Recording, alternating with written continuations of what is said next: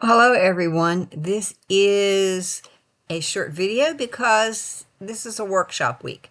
We're not doing any new readings, not starting anything new. This is for you to work on your project 2. And remember, project 2 is where you've found a document from your career field and you're going to do an analysis of it. You're deciding on the format it should have. You're deciding on the lenses you're using. Chapter 6 talks about how to organize the work. You're not going to write an academic essay. No. And here's just some other information. And part 2 is the Driscoll memo, reflection memo, the headings you're supposed to have. Okay. Use the insert page break feature of Word. All right. Remember we did a short project for this as a weekly work. Here's an example.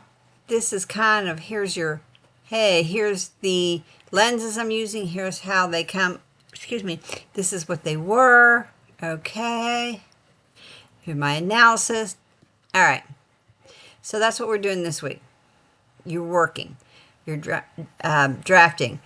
Upload a template of the organization of your video. Post about any issues you're having so we can help you, or upload a slip from the Writing Center for your post. You can do any of those.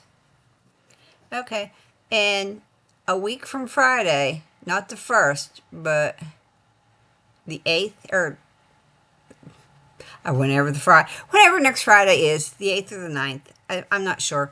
That's when the extra credit drafts are due. Remember, drafts are extra credit. This is the only way you get feedback from me, is to submit a draft. And let me see. We'll be really sure on this.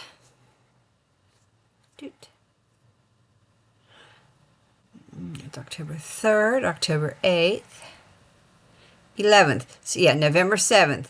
Drafts are due. If you want to get the extra feedback, I think the people who actually got feedback were happy they did submit a draft.